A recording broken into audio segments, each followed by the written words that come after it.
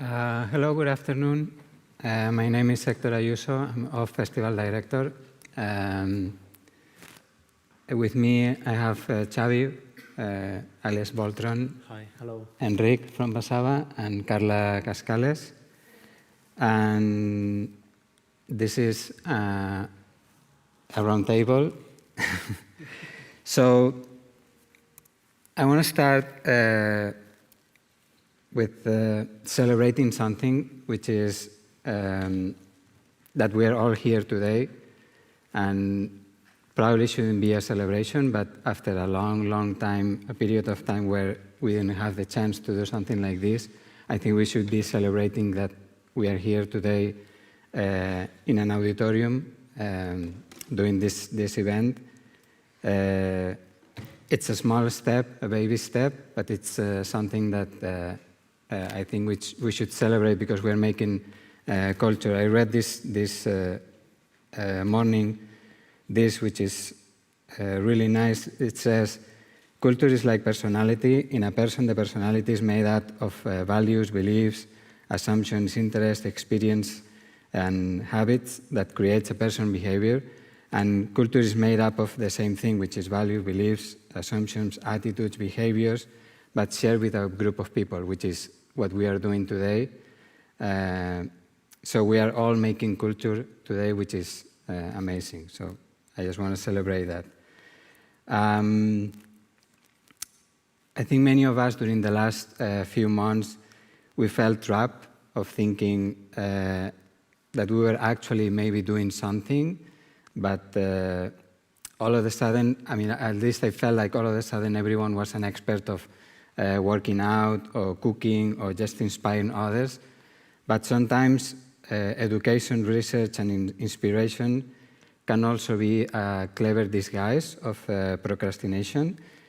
So, because if you're always talking about doing something and just sharing it with people and researching and reading and trying to find something that inspires you to do something, but you are not really creating, or you are not actually doing anything, or just tweeting about it.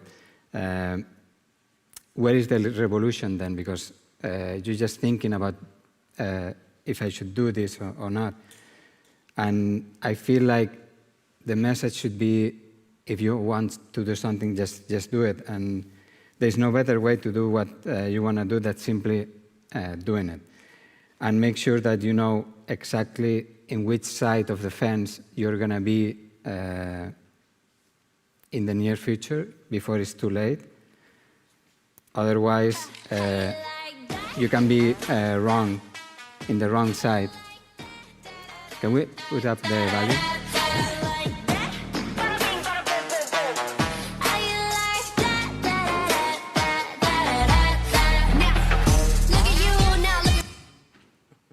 Those are the doers, and I think we should all be the doers right now.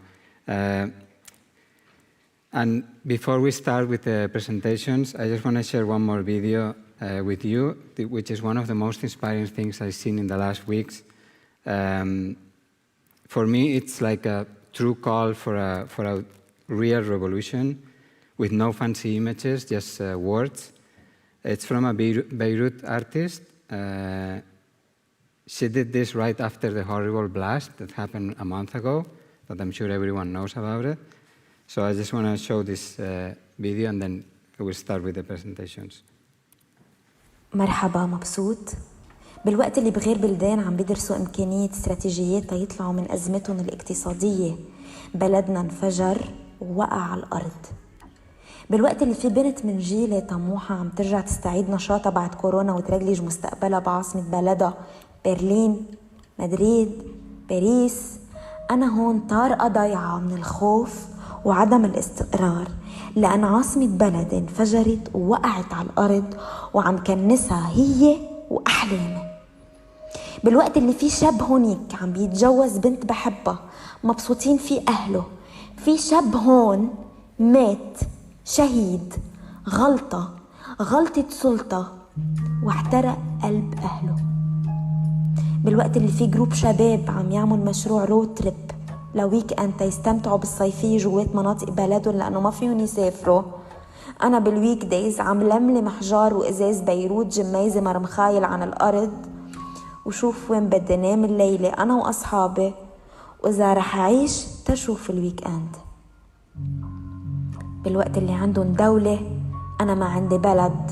بالوقت اللي عندن رئيس أنا ما عندي نظام. بالوقت اللي عندن عاصمة أنا عندي زبالة.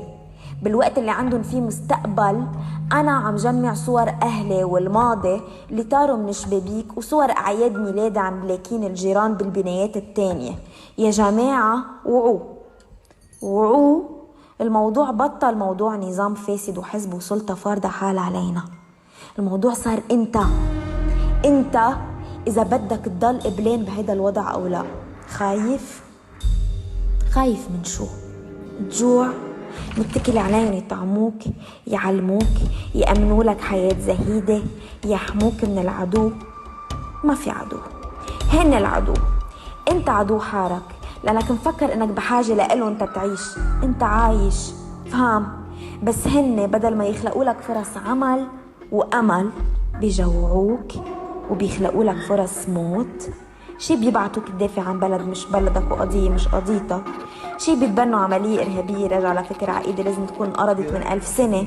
يا بحطوا لك 3 كيلو تونز متفجرات قصدي مفرقعات تحت شباكك احتياط وبيعملوا غلطة وبيقتلوك انت واللي بتحبهم.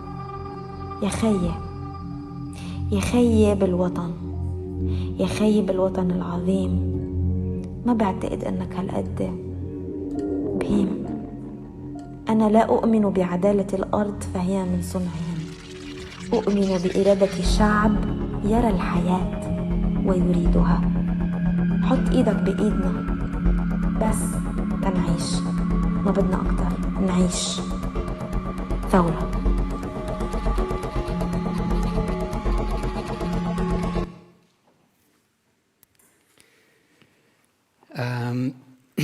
So now we were going to hear from 3 different perspectives how they overcome the current situation we are living on. So we're going to start with Enrique from Basava. Thank you.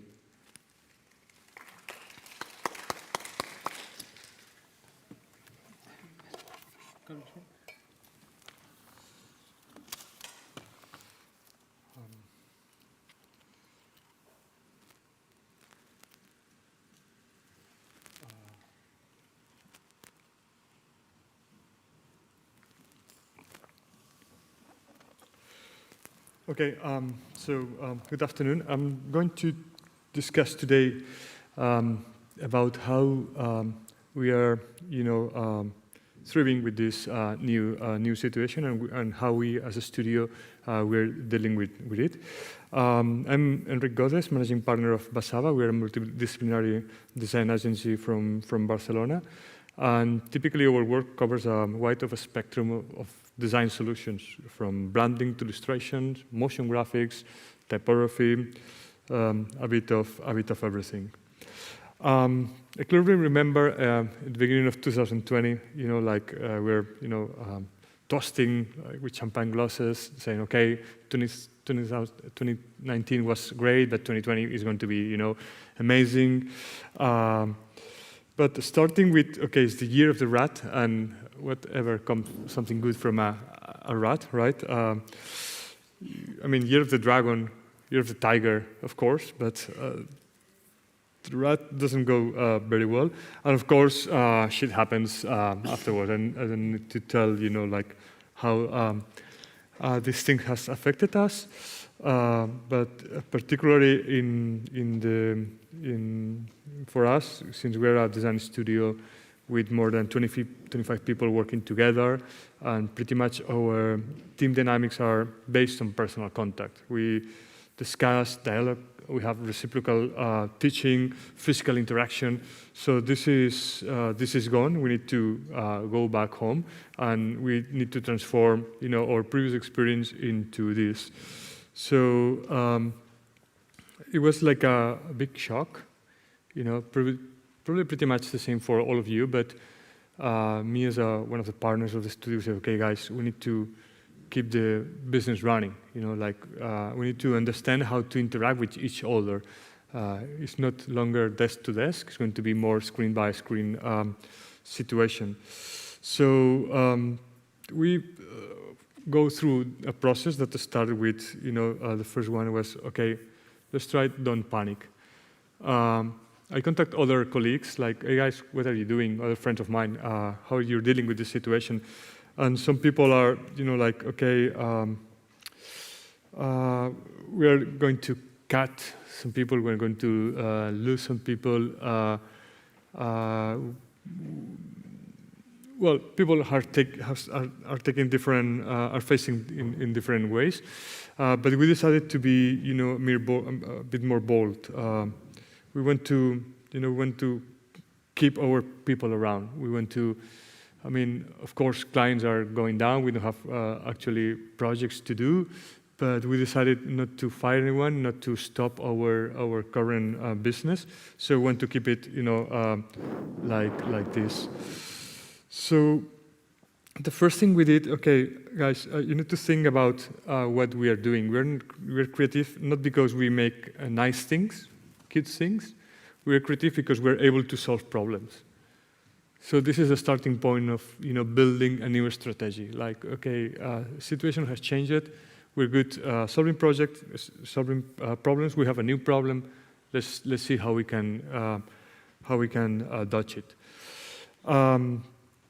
So we decided, okay, so let's start moving. Clients are canceling projects. Everyone has bad expectations, but we cannot stop. The only thing that is constant in life is everything is in perpetual change. So let's be proactive. Let's get ahead of our clients. Let's start proposing solutions for them, and let's do some extra push that the things required. So we started updating our Behance portfolio. To be honest, we didn't touch it for a while, so it was like really updated, full of dust. So we said, okay, let's start, project moving. So we start publishing project, and we start earning some badges, like recognitions from the audience. And one of the reward the project was this one for the Santander Bank, which we did a collection of icons for them. So we decided to do some animations, hire a copy to write some text about it. So it becomes, a more popular project. In September, September last year we did this exhibition. We talked about October. In October last year we did this exhibition about our projects. So we have an exhibition about our 23 years of work. So we create this space where we have a lot of cans, some previous works, some projections. So we also put this online, and we gain some badges as well. It was very interesting because there was a project to show what we do, but we also create new pieces specifically for this exhibition. So we have some banners, the ones you are seeing right now. And also we took the opportunity to make some nice things with kids. So we designed an Instagram filter that works interactive. So we have kids drawing their own mask, and we put this mask into Instagram filter of augmented reality. So we have this fun experience with them. Okay, so afterwards we say, okay, when we start, putting more projects in our website. Our website was a bit out of date as well. So we can drop new cases. We spend little time refining images. So we explain the projects a bit better.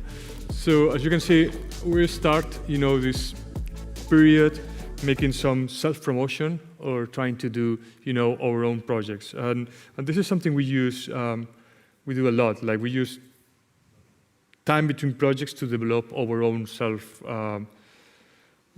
gadgets like this one, an agenda, or notebooks, or even we create a pair of colored socks. This is a bit old project, but it was very fun to do. It's a project we did using a Turing algorithm to create these patterns with some messages in there.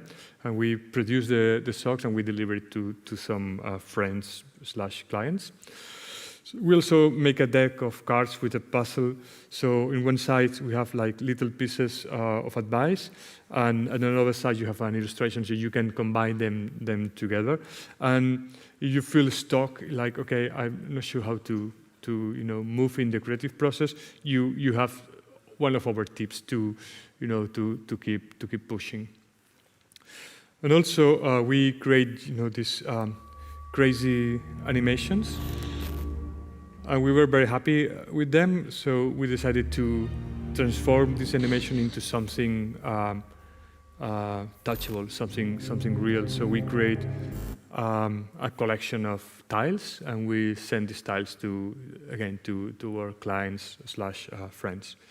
And even we create a collection of GIFs.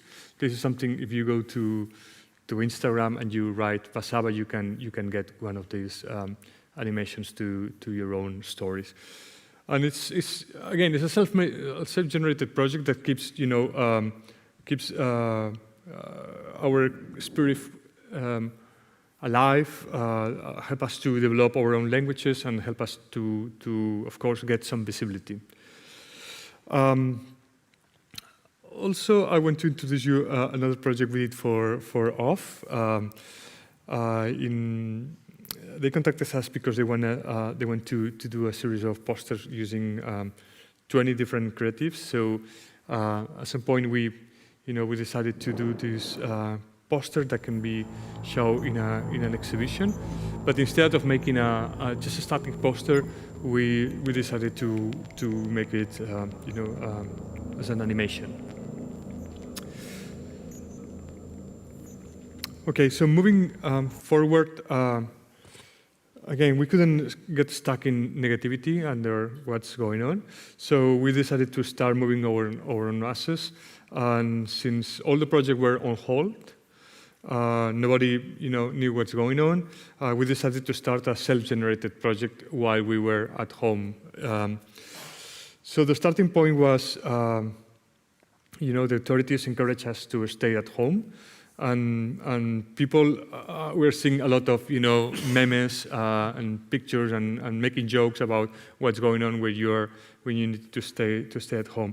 So we decided, okay, if Macaulay Culkin stay at homes, we can do it as well. So we call it the Macaulkins, and we create an engine where if you upload your own illustration, it will create a meme, and we're posting this meme in Instagram. So we contacted a few creatives to do their own, contribution, and we were posting one of these tips every 2 or 3 days. It was very funny, quite entertaining, and allow us to explore new styles or techniques. I mean, since we don't have any client's brief, we can do pretty much whatever we want. And at the end, we have this huge collection of Creative Commons illustrations, and everybody can get it. And a lot of people helping us, like, okay, we decided to design 10, 15 of them, but rest is contribution of people and make it the project bigger. Also, we need to take care also about business. So because the project were delayed or drying up or just canceled. So in the last years, October, November, December, and January, we spent our time preparing a new project for Hewlett-Packard for the large print solutions, and we were creating a booth for an international trade fair where people could, show how their offer they have for the large print application. So imagine printing on any given surface, flexible, rigid, opaque, transparent, paper, canvas, fabric. So we create this identity for the occasion, and we unravel it into different verticals: apparel, home, decor, signage. So we spend months creating, these visuals, and then we put these visuals into a physical space. So the idea was to prove that the kind of work you can do it, and in a perspective, in a creative perspective, rather than printing like the classic dually things that you will see in a trade fair. We want to spice it a bit. So we have everything was prepared. The trade should happen on Madrid in, I believe, April, something like that, and of course it was cancelled. So the downfall was huge, of course, for us, but especially for the client. So at some point we told the client, okay, guys, we have all these amazing, structure, all these amazing graphics we have created for you, and it's a pity that we just moved to something else. What if we create a website using all of this? What if, we tell the people, okay, guys, trade fair is not happening anymore, but now we have created a virtual booth where you can see all these graphics we have created, and in a just one single place. And actually, we told our customer, let's do a test website, something we can set up kind of easy, like in 2-3 weeks time. Let's see if this can, happen. It was intended only for, the trade fair. So we start doing this in a rush.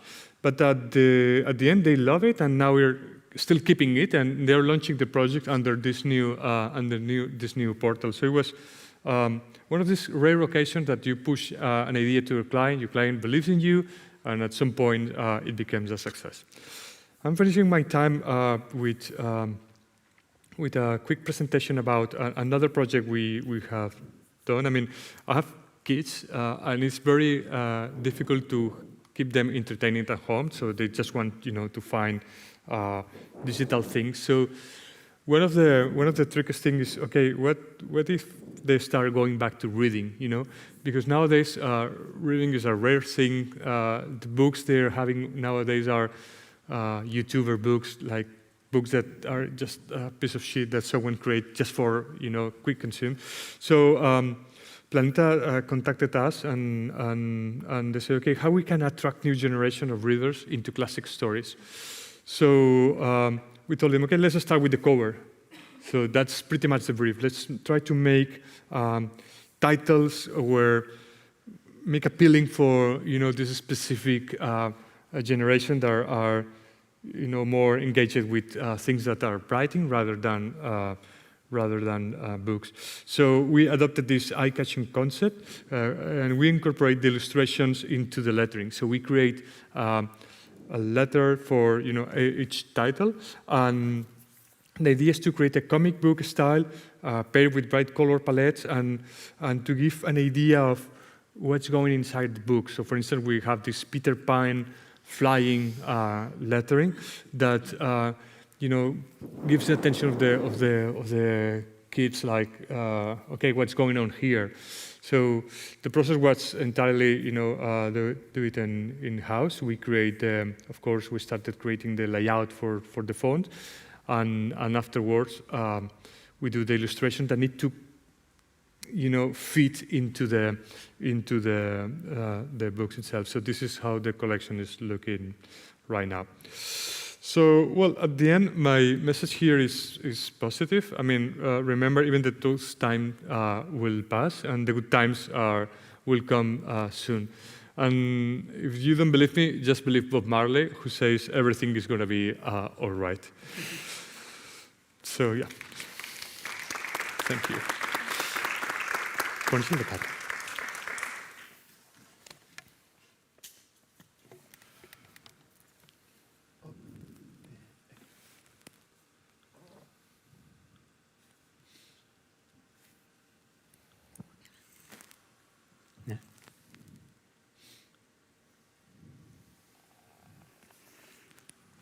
Hello. Go ahead. Hi. I'm Xavier, and people knows me online as Voltron. I usually work with my brother, that's Danny, Slurp TV. And well, when Hector and Natalie and the guys from Off called me to talk about something that was remaining in my habits nowadays, I just wanted to talk about virtual reality. People that knows me pretty well, they know that I'm always thinking about this. And as many people that has not so many information about it, I would like to talk, not deeply because I have not so much time. So 15 minutes, I think, right? Let's go for it. The history of virtual reality, as I know, comes from stereoscopy. That's so weird because me and my brother, when we did study art, our research work for a whole year was about stereoscopy. So I bring here the book that we did, and I was reviewing days ago what we wrote about this, and we mentioned many times virtual reality 20 years ago. I don't know why or how, but we were super sure that this was the point, and we can prove it. So stereoscopy, the process is all about binocular vision, when you have the difference between the eyes and the depth of field, so you can create volume according to the different slightly images. So first time that virtual reality was known was with Sensorama by Morton Haylick. During the 50s, he did design a machine called Sensorama, where you could perceive many stuff, and he did create a film about cars. So you were riding a car, and this machine was so strange because you could even smell, and the brain was flipping out with this. And the patent was in '62. Years later, Ivan Sutherland created the first virtual reality head-mounted display. This man is a true visionary because he called this thing the Sword of Damocles, and this was literally the first tracking HMD system. So you could, at the same time, see the environment and have some shapes tracked into your eye. Ivan Sutherland is really interesting. You will check him online, and he has a lot of interesting stuff. At the same time, in Star Trek, first time this appeared, that was called the holodeck. And okay, Star Trek is science fiction, but this is literally what we are doing now with virtual reality. So holodeck is the first time that for the masses, virtual reality is exposed in this way. So I'm always excited when I think about all these things decades ago, because we are living this actually nowadays. NASA also has a big research about virtual reality and helmets, HMD helmets, where they did develop many stuff and things according what they wanted to propose at the time. So you can check out this helmet that they produced with a very low frame rate, but it worked.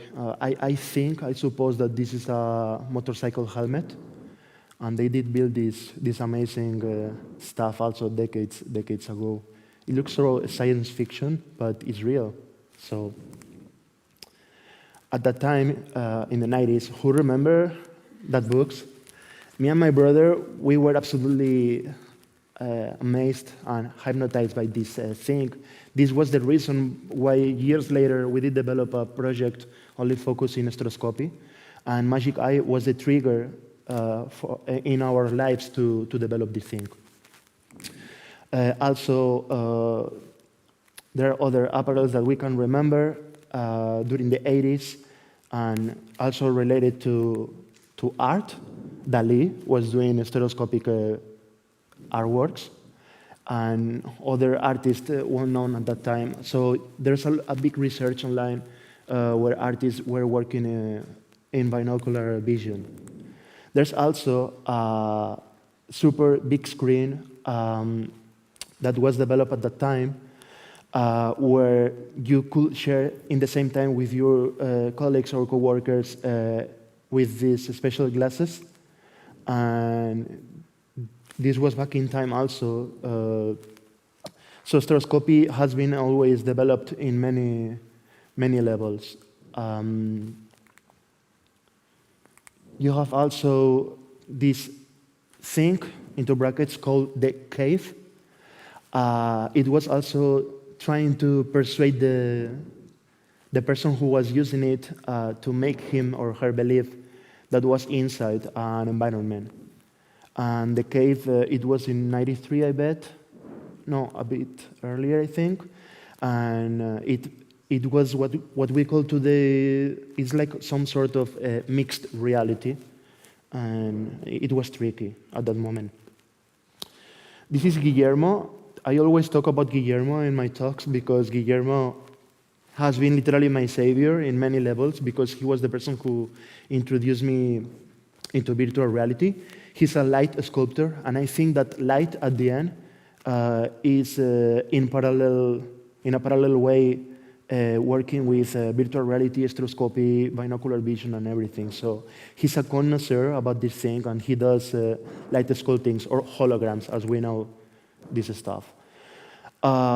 This machine is called Hologram, and me and my brother, we did discover this machine. We did play a lot when we visited Disneyland, Euro Disney, and I cannot remember the year, probably 92 when they opened, and we were amazed with this thing.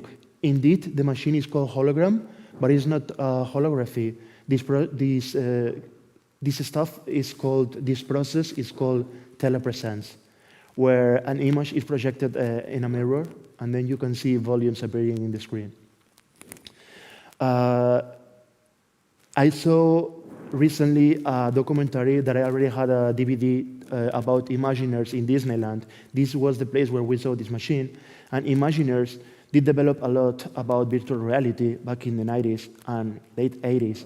So they did build this ride about Aladdin movie, and it was virtual reality. And they showed this ride in it was called Disney Quest, and it was a laboratory about future and technology back in 90s and 80s in Epcot space in Disneyland on the east side. Also the 80s, where humanity was amazed about virtual reality, and I think there was a big boom about video games blended with this technology, but everything looks so futuristic. Also, on the top of the screen, we can see laser tag. I remember my big brother who's here going to laser tag with friends. We were so young, but we were so jealous because we wanted to try that thing. And you have also here other virtuality experiences like Game Boy, Nintendo's Virtual Boy, and other futuristic stuff. I call it futuristic because I don't know if this is the future nowadays, because they were talking about what will happen in 20 or 30 years, and this is probably outdated. Cinema was an important thing about virtual reality blended with cyberpunk also. Everybody knows Matrix, for example, but this is Avalon. That was a film that I was shocked when I saw it. Also, Johnny Mnemonic, Existence, and other nice stuff that was developed in the, I think, late 90s, beginning of the 2000s. This is how we imagine the future in the 80s, and this was recorded in 2009. I mean, this will be virtual reality.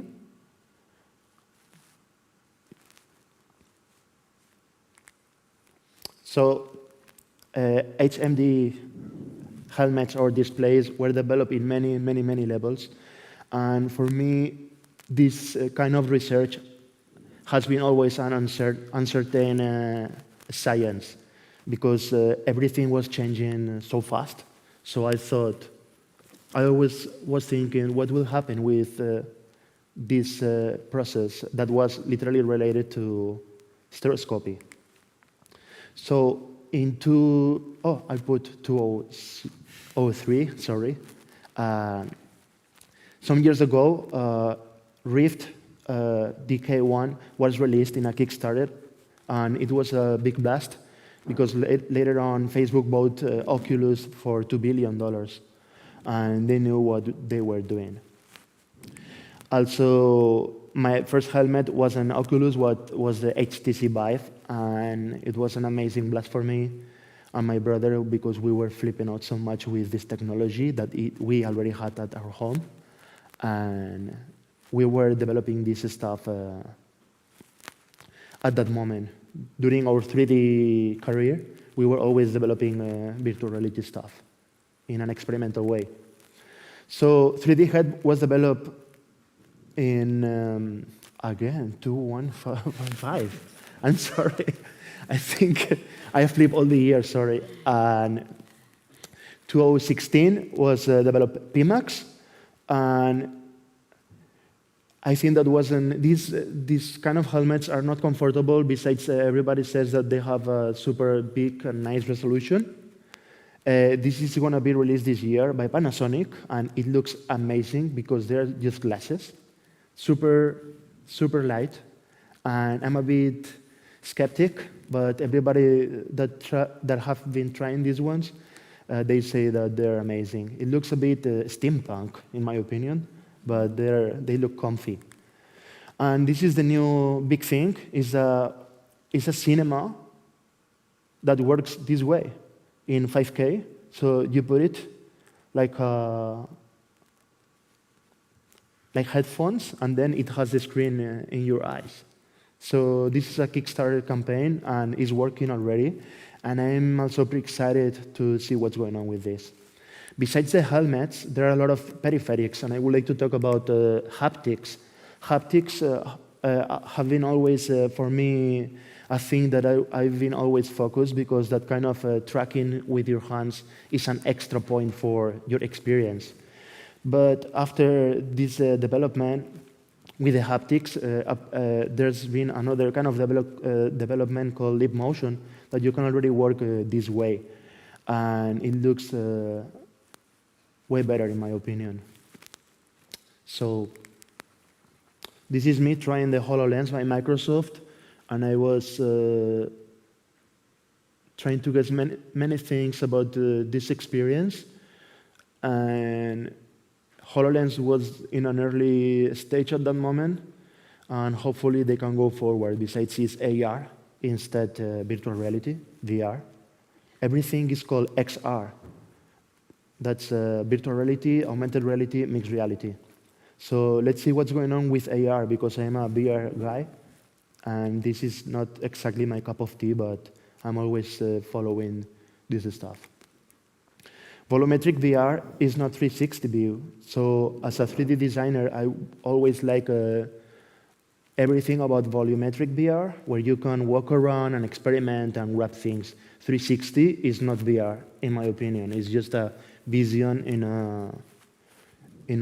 mapped in a big ball. That's all. Talking about Guillermo, the guy from Holograms, I went to Germany to visit him because I was learning the process of holograms. And then he shows me a helmet, and this is the thing that he shows me. He says, put this thing, and this was a virtual reality helmet, and I just tried this experience. I didn't know, I never tried VR before this way, and I was so excited. It was in 2016. And I was so excited. I mean, I couldn't believe what I was experimenting at that time, and I was so nervous. I couldn't believe what I was experimenting. It was a virtual reality experience about Alexei Pazitnov, the man who did invent Tetris. So it was some sort of homage to his work. And I was flipping out so much. So what I did buy a helmet. After this experience, the same day I did buy, and it arrived to my home days later. What's a helmet? A helmet is an stereoscopic binocular in video. This is some experiences I did at that time. My early experiences. So what I would like to say about VR is that as a 3D designer, I can do everything in 3D, and then I can place it inside a virtual world. This is what I do with my brother. One day, I was reached by this man, Darren Aronofsky, known by some movies, because he did release an experience called Spheres about virtual reality.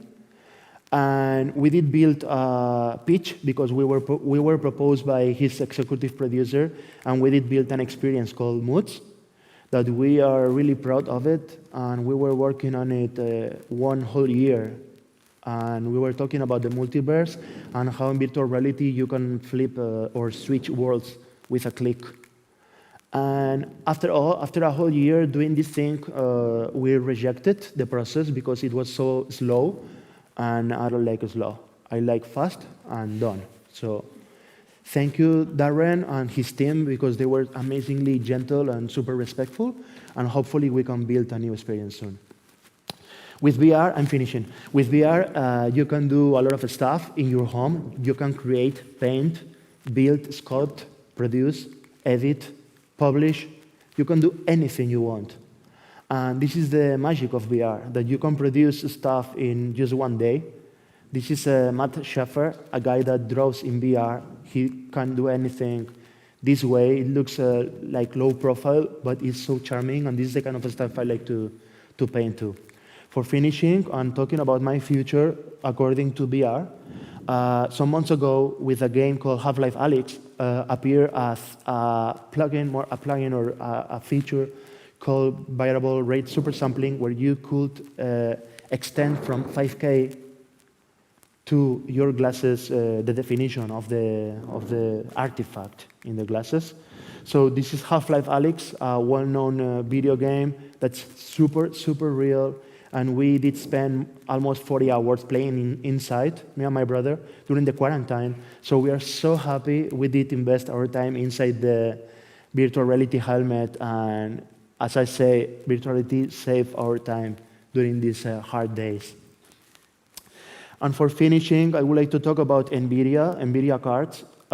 With artificial intelligence, they did develop the deep learning supersampling, that already the cards are processing new, super high quality stuff based on artificial intelligence. And this is super recent, so I'm super excited to everything what's going on. Thank you, and see you soon.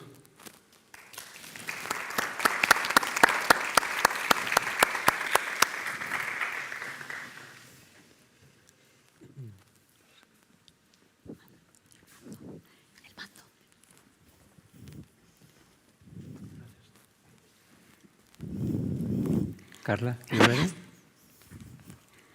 Ay, pero necesito ponerlo. Ya está. Hello. Bueno, I'm so happy to be here. It's been a long time that I don't give a talk, so it means that things are coming back again a bit to normal. Well, I choose this sentence from Albert Camus. It's a sentence that I really like, and I think you will understand after why I choose this sentence. Well, when Natalie Fromov proposed me to do this talk, I thought that maybe it would be interesting to explain a bit my process preparing an art exhibition during the quarantine. So it was a very strange time. So I think, well, I'm going to explain a bit how it happened. In February, I was in Madrid. In Madrid, they do this art fair called Arco. It's a very well-known art fair. And I was there preparing a little exhibition. And I decided to stay there for the weekend and to come back on Monday. And when I was coming back on Monday, in the train, there was nobody in the train. And when I entered to my car train, there was only one more person with me, and he was the owner of this gallery. It's Galeria Senda. For me, it's one of the galleries that I like the most. And I knew he was him, and he had met me in an opening, but I didn't know if he would recognize me, so I didn't want to say anything. But we were there sitting, and then he just asked me something about social media, if I could help him. So we started talking. And he told me there was this art festival, it's called Arnaud, where established galleries choose a young artist to be represented for that gallery. It is a very good opportunity because to be a young artist, to arrive to a big gallery is really a big step that is really difficult sometimes. So he proposed me to do this exhibition. So at the beginning of March 2020, I was super happy accepting this exhibition. And then 1 week after, the coronavirus crisis started and strict lockdown in Spain also. So it was really hard to.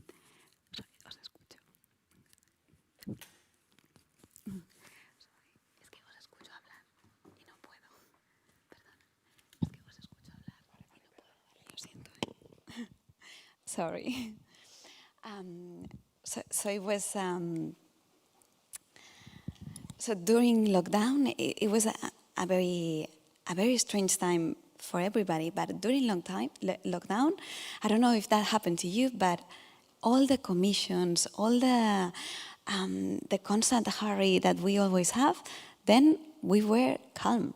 Even it was a very strong crisis, but the experience of stopping for me was really interesting. So I wanted to keep that feeling and transmit that feeling in the next exhibition. So what I learned a bit about this crisis time is that inner calm and acceptance is the only thing that matters. That sometimes you can't change anything, but if you have inner calm inside you, then you can beat everything. Well, one of these moments of calm, of complete silence, for me is when you are inside the water, when you put your head inside the water. And in the Mediterranean, we have this kind of seaweed that is called Posidonias. So I wanted to do something with that. Posidonias also is a metaphor of really adapting to the water, adapting to the how water flows. So I wanted to make some sculptures with this kind of shape. And this was a bit the solution to with metal pieces to build something that reminds us to these Posidonias that can adapt to the time. And also the movement was important of the sculptors, so they move with the environment as the seaweed do. Some more images. And then another moment of super strong inner calm for me is when we see the ocean, or when we see the sea, the movement, the constant movement of the sea. So I was experimenting with some material to get this feeling of the waves of the sea. And I found this organic resin that was giving me a bit the same feeling. So I was doing some paintings. I also tried with color, but doing some paintings that could remind us to this calm of the ocean.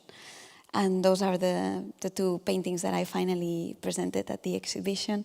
So I hope that you can see this movement of the sea that I was trying to transmit with them. But when I was doing these paintings, I wanted to also make something with more volume with a sculpture. So I took a drop of water and tried to sculpt a drop of water. And what I did is these pieces with ceramic powder and resin. So I was building like a sphere. And it's a sphere, but it's kind of soft. So you can sand it and get the shape of a... For me, it was like a drop of water, but something a bit more abstract. But also give you this calm of the fluidity of water. And those are the pieces that I was preparing during the quarantine. So for me, this exhibition talks about the acceptance and the passing of time, but it's also important the roots, where you come from. So I was normally used to travel a lot and travel far, but something that I always wanted to do is to visit the town of my grandparents. My grandparents emigrated from the south of Spain, from a town close to Granada to Barcelona. So I always wanted to visit where they were born, but I never had the time, no? So this year I decided to spend some time there where they were born. I went with my sister, and there was absolutely nothing to do. So we arrived there and there was nothing to do, but you start looking at things like more deeply and really accepting and really contemplating, and it's something that we are not used to do normally. So I really enjoyed that moment of calm, and I also wanted to do something at the exhibition that represents this. What it was really surprising for me is that the little towns in the rural Andalusia were very similar to the fisher towns in the Mediterranean, like, for example, Cadaqués. These are images of Cadaqués and Mallorca. No? So the images up there are from these rural towns in Andalusia, and the image down are from the Mediterranean. So I found these kind of textures, these kind of constructions that really adapt to the surface, to the stones.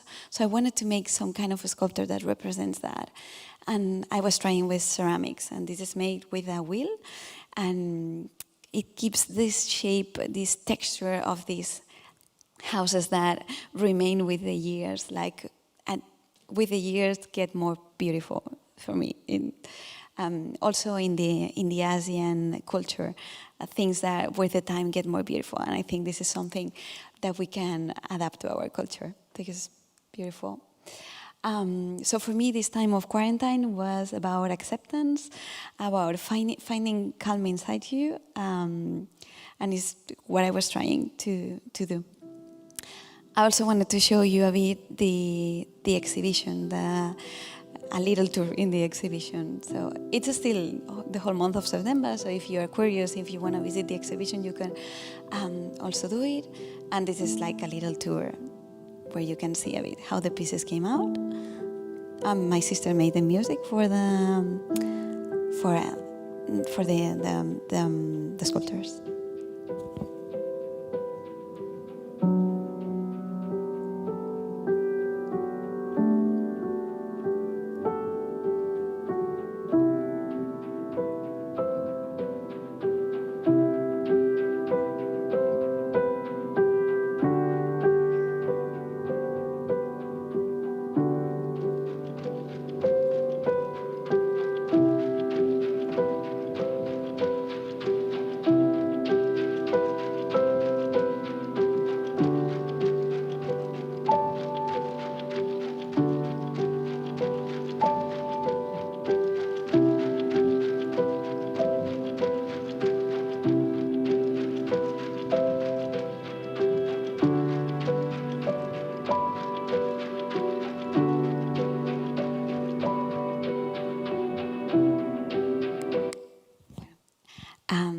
That was a bit the exhibition, and for finishing, I wanted to share with you the complete text that was the title of the exhibition. It's a text from Albert Camus. This summer I was with a friend at her house, and she had this text printed, and I really loved it. And I think for this time of crisis is beautiful and interesting to always remember this. You can read it because it's more deep if you read it yourself. No?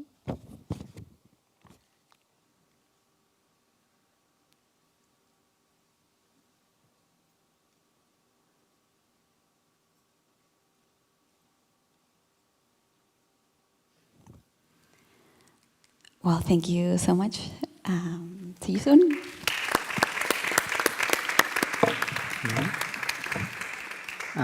Well, thank you so much. Thank you so much to everyone for joining us today. We only have 1 minute left. So I don't know if you want to say something else. I just want to say that, again, I'm really happy to be here today, and I hope this is the beginning of something that it needs to be something new.